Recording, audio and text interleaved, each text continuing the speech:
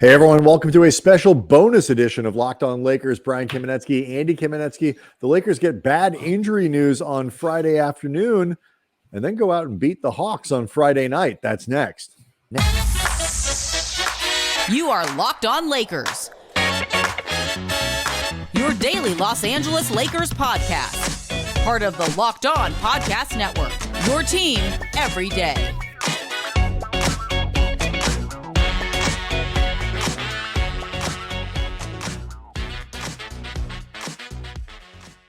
Thanks to everybody for making Locked On Lakers your first listen of every day, Monday through Friday, and obviously sometimes on Saturdays. No matter how or where you get your podcasts, it's always free. It's never behind a paywall. Locked On Lakers on YouTube is where you can go to watch excited people on exciting nights of basketball for the Lakers deliver this podcast. It did not start off well. Friday got off to a bad start. The Lakers announced that Austin Reaves with a hamstring problem would miss at least a couple of weeks of ball.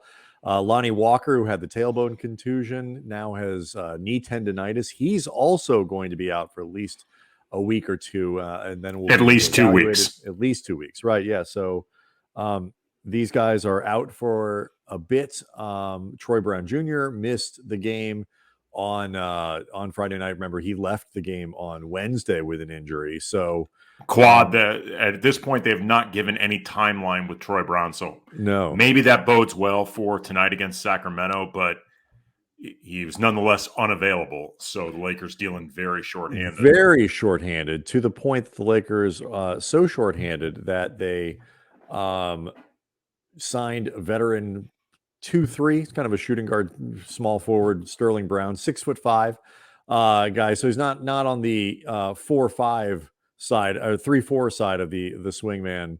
Kind of whatever that word is I'm looking for. We'll just move on. But he is. I'm not. So it's a 1 segment show. Spectrum, we're not going to waste our range. Yes, range, spectrum, all of those work. But it's like you're playing pyramid. Pass. Mm-hmm. We have 12 and a half minutes. Pass. We'll come back to it at the end. So we'll get into all these roster moves. We'll get into what it means for the Lakers long term to be playing without these guys. Starting in Sacramento Saturday night. But they for a team that was wounded going in, Andy, they took a Hawks team that was certainly vulnerable, not playing very well. And really showed something, I think, in the first quarter. Like, you weren't sure what this game was going to be. And the Lakers told you what it was going to be in the first quarter with a very strong effort, outscoring Atlanta by 9 and then by 12 in the second quarter. Yeah, they came out and on both sides of the ball, they really put the screws to Atlanta. Like, offensively, even acknowledging Atlanta's defense is just wretched. Yes. I thought the Lakers were executing what they wanted to do really well, and they looked sharp out there, and they looked purposeful.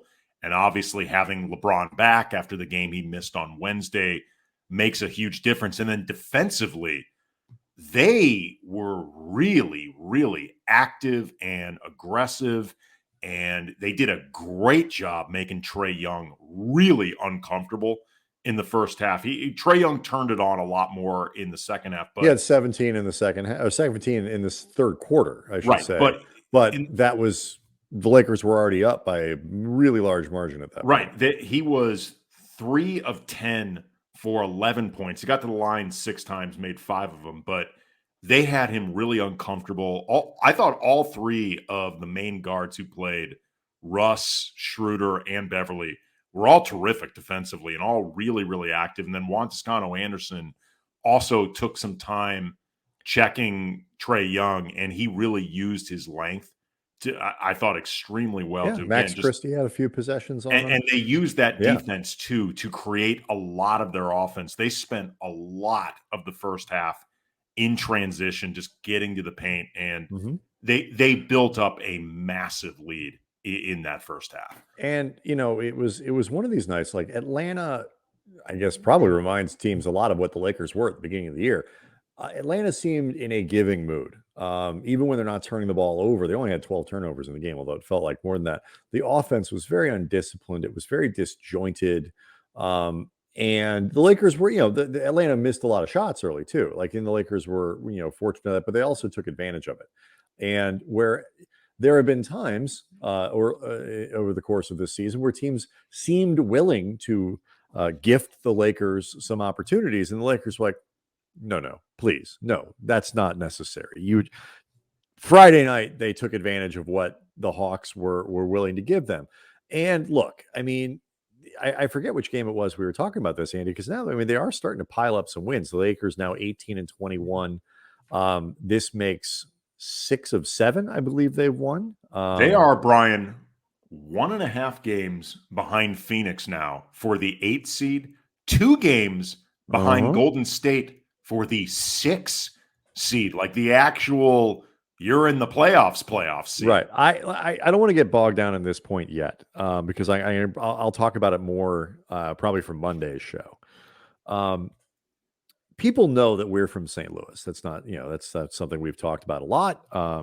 And in 2019, the St. Louis Blues won the Stanley Cup. It was a very exciting moment in my sports lifetime.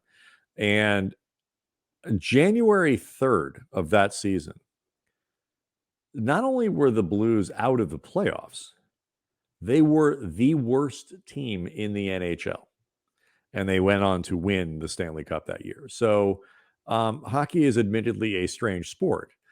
My point in telling this story is you can, there is time to turn things around. You can make some interesting stuff happen. So we'll maybe talk a little bit more about that next week. I mean, LeBron was excellent on Friday night. 10 of 19 from the floor. He had 10 assists. He had, 25 points. He had 7 rebounds.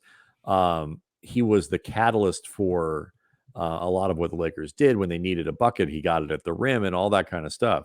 But he didn't have to drag the team across the finish line like he did on his birthday in Atlanta. Like, that was a LeBron fueled win there. He only played 33 minutes in this game, which for him is a relatively light load. Meanwhile, Schröder, coming off the 32-point game, gave you 21. You got 19 from Thomas Bryant on again, efficient 8 of 12 from the floor, 13 rebounds from him. And Andy, don't look up. I'm sorry, I should mention Russ before all the Russ people get angry. 18 points, 11 rebounds, 9 assists, 7 of 14 Russ played a nice floor. game. Had a really nice game. And so just to make sure people don't yell at us on the YouTube comments page, which they usually do, if we don't give enough shine to Russ, Kendrick Nunn had 23 points. 23 points, 9 of 16 shooting, 3 of 7 from three-point range. He played almost 27 minutes in this game. Tell me if you agree with this, at least as a possibility. We talked when the Lakers, after that 2-10 start, they had that stretch of schedule where they were playing some really lousy teams. And one of the points that I made was sometimes when you're not playing well, you need to play against subpar competition just so you can get your legs under you. You can get reps of doing it right. And then when you start to play against the good teams, you're more competitive. And that has been the case with the Lakers. Again, 16-11 now since that 2-10 start. It's not exactly the same for Kendrick Nunn, but I do wonder in this situation where all these guys are hurt now and he's going to kind of have to play. There just aren't a lot of other choices. I wonder if it's possible that 3 or 4 or 5 games in a row for Nunn where he knows he's going to play 20 minutes, even if he's struggling, 20 to 30 a night, could be the kind of thing that helps him get untracked in a way that makes him a useful player for the second half of the season. I mean, it's possible because Kendrick Nunn, before he joined the Lakers, was a much better player than this. I mean, right. He averaged in his 2 seasons with Miami, he averaged 15 points a game, and Miami was a good team. So it's not like he was just putting up numbers on some garbage squad. Like he was a part of that team that the Lakers beat in the finals in the bubble. Mm-hmm. So again, he may have been still like a young, imperfect player there, but he wasn't this bad. You and I actually both thought heading into this season that he was, especially because he looked good in the preseason, we thought he was poised to have a really good season. Keen basketball analysts we are. Yeah, I mean, which we looked very, very wrong thus far into this year. But look, it helps to be playing in a way where you don't have to look over your shoulder for sure. Like, I mean, he's not going to have the leeway of a Russ or Schröder or Beverly. So he's going to have to produce on some level. Like he's not going to have just the ability to play through all mistakes because No, if he sucks, if he completely, but like he's not going to be sitting in the corner in the cone of shame like he has been for most of the season.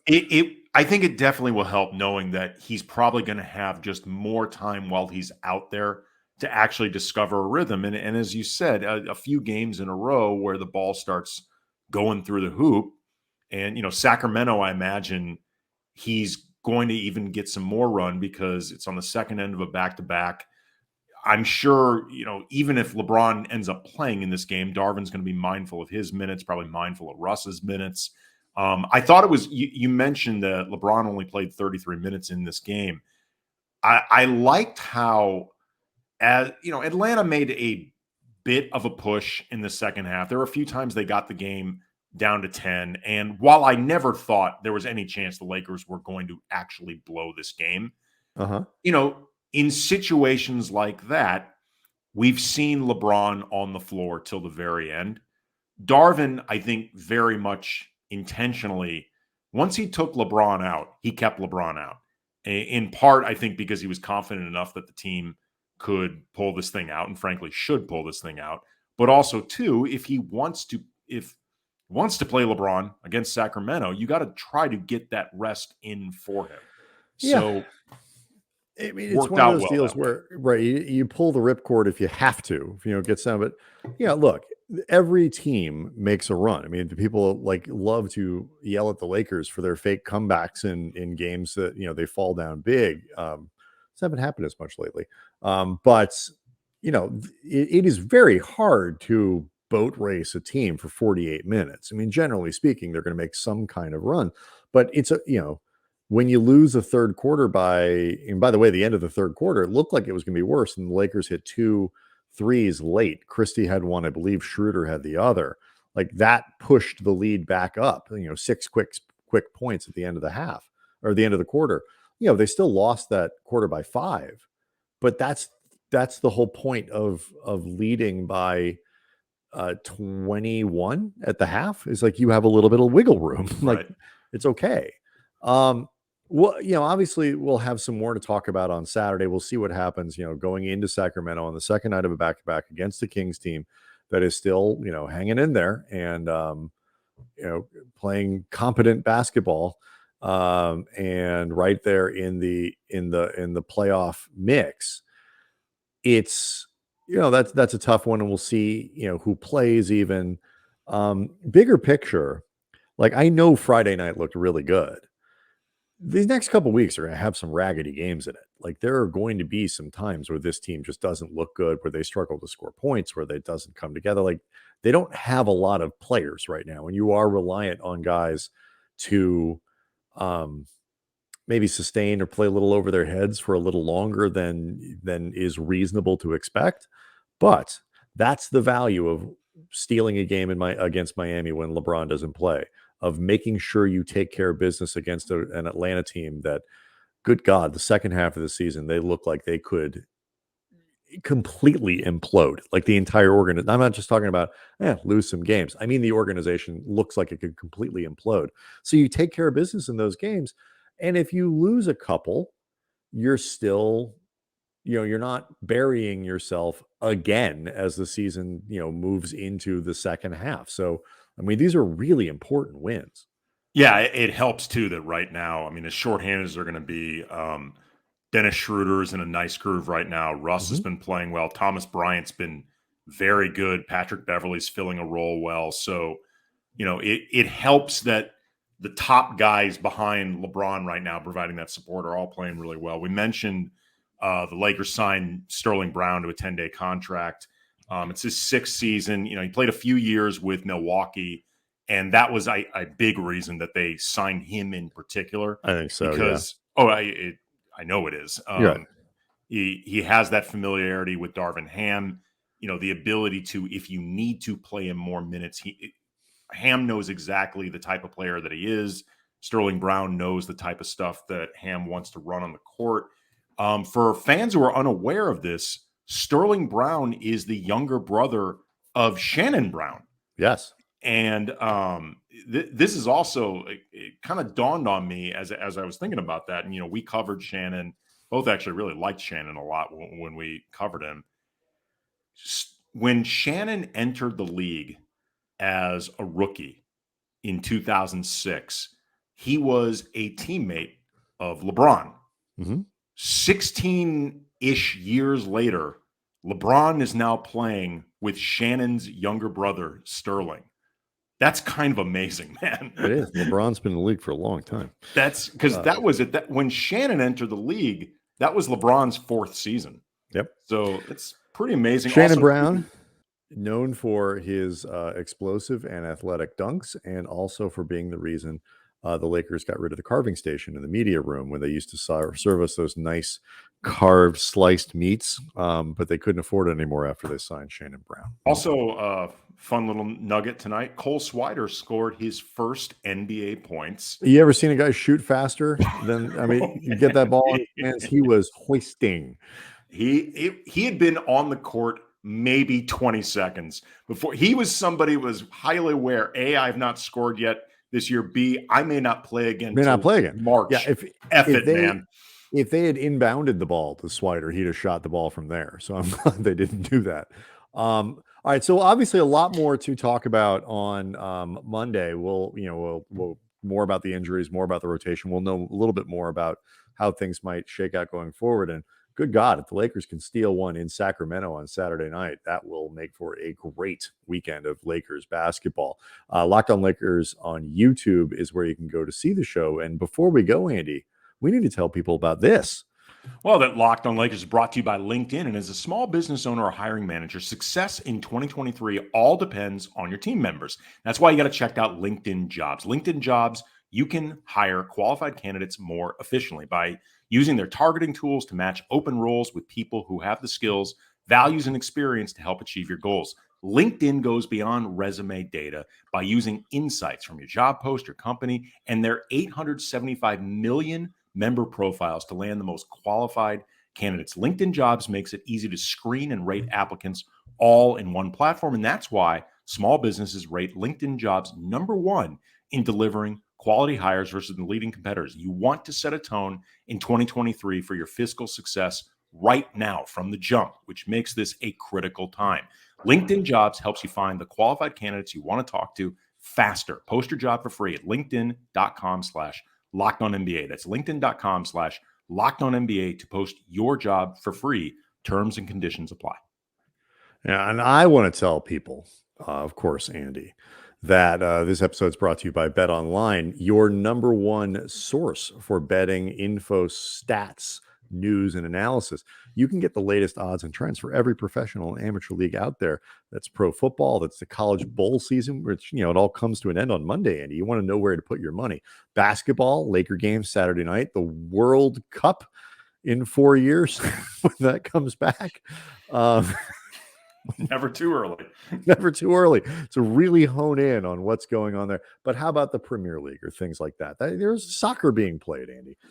They've got it all at betonline.net. And if you love sports podcasts, which obviously you do, you can find those at BetOnline as well. Content, Andy, is king, and they've got plenty of it there. They're always the fastest and easiest way to get your betting info. So head on to the website today or use your mobile device to learn more. BetOnline, where the game starts. See everybody Monday.